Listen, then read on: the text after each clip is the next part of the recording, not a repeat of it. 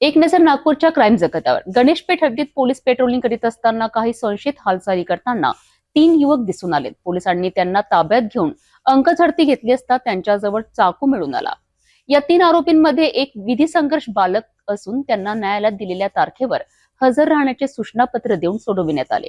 13 February 2025च्या रात्री 12:30 ते 1:30च्या सुमारास बीट मार्शल क्रमांक 1 हद्दीत सतर्क पोलीस पेट्रोलिंग करत असताना आरोपी जय सतीश सूर्यवंशी वय वर्ष 18, रेशन रोशर मलकाम वय वर्ष 19 आणि एक विधी संघर्षग्रस्त अंदाजे वय 15 अशा संशयित हालचाली करताना पोलिसांच्या नजरेस आले. त्यांना ताब्यात घेतल्यावर अंगझडती घेतली असता त्यांच्या जवळून चाकू आढळून आला.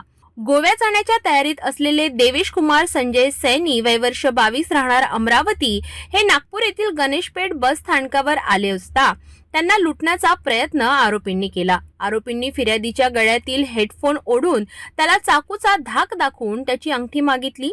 घटना घडताच बीट मार्शल क्रमांक 1 पोलीस अधिकारी दिगंबर मुळे आणि होमगार्ड आकाश गिरी यांनी तात्काळ घटनास्थळी पोहोचून आरोपींना ताब्यात घेतले. पोलिसांनी त्या आरोपींना चाकूसह ताब्यात घेतले आणि गणेशपेठ पोलीस ठाण्यात हजर केले. त्यानंतर फिर्यादींच्या तक्रारीवरून गुन्हा दाखल करण्यात आला. गुन्ह्याच्या तपासादरम्यान आरोपींनी आपल्यावर आरोप असल्याचे स्वीकारले आणि त्यांना न्यायालयात हजर होण्यास सांगितले असता त्यातील 2 आरोपी आणि विधी संघर्षग्रस्त बालक यांना सूचनापत्र देऊन न्यायालयाने सोडून दिले. ही कार्यवाही पोलीस उपायुक्त महक स्वामी आणि सहाय्यक पोलीस आयुक्त अनिता मोरे यांच्या मार्गदर्शनाखाली गणेशपेठ पोलिसांनी केली.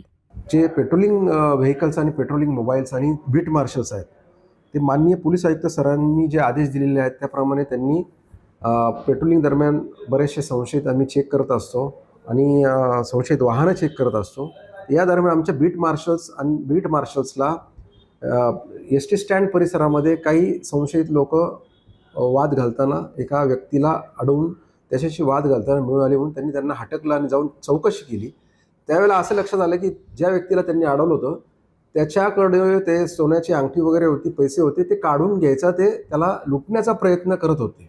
आणि ते प्रयत्न करत असतानाच आमच्या बीट मार्शल्सच्या टाईमली इंटरव्हेन्शनमुळे आणि त्या ठिकाणी सतर्कतेने पेट्रोलिंग करत असल्यामुळं तो एक महत्त्वाचा गंभीर गुन्हा असा टळलेला आहे.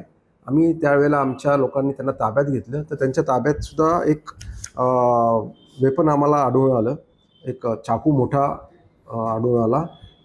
त्यामध्ये सुद्धा आम्ही रॉबरीच्या प्रयत्नाचा आणि आर्म ॲक्टचे सेक्शन लावून आम्ही तो गुन्हा दाखल करून याच्यामध्ये 3 आरोपी आहेत. एकूण एक विधी संघर्षित बालक आहे आणि 2 जे आहेत ते मोठे आहेत, 18 वर्ष संज्ञान आहेत. तर ह्या तिघांविरुद्ध आम्ही तो गुन्हा दाखल केलेला आहे. तर त्या आरोपीचं जे नाव आहे यामध्ये ते जय सतीश सूर्यवंशी आणि रोशन मलकाम हे रामबाग इमामवाडा या भागातले, चंदननगर आणि रामबाग या भागातले आहेत. आणि तिसरा जो आहे तो विधी संघर्षित आहेत. तर अशा 3 आरोपींविरुद्ध आम्ही गुन्हा दाखल केलेला आहे. आरोपींना आम्ही ताब्यात घेतलेला आहे. त्यांच्याकडनं जी ती गाडी आहे ती गाडी आणि याच्यासह पूर्ण मुद्देमाल आम्ही जवळपास 35,000च्या वरती मुद्देमाल आम्ही जप्त केलेला आहे. बसस्टँड परिसरामध्ये आम्ही रॉबरीचा प्रयत्न करणाऱ्या आरोपींना पकडलेला आहे. तर त्यामध्ये आमचं बीट मार्शल्स दिगंबर मुळे हे त्या ठिकाणी आणि त्यांच्याबरोबर होमगार्ड आकाश गिरी यांनीही चांगली कामगिरी बजावलेली आहे. या दोघांच्या सतर्क पेट्रोलिंगमुळे तो गुन्हा टळलेला आहे. आणि ह्या आरोपींचं आम्ही बॅकग्राऊंड चेक करत आहोत, परंतु त्यांचं काही पूर्व रेकॉर्ड अजूनपर्यंत ते रेकॉर्डवर आलेले नव्हते. परंतु अशा प्रकारचे छोटे मोठे गुन्हे ते करत असावेत आणि त्यांची ती भीड चेपल्यामुळेच त्यांनी इथे सुद्धा हा प्रयत्न केला असावा असं आमचा कयास आहे. हे होते नागपूर शहरातील पोलिसांच्या महत्त्वाच्या कारवाईची अपडेट. गुन्ह्याचा तपास सुरू असून आरोपींविरुद्ध कठोर कारवाई करण्यात येईल.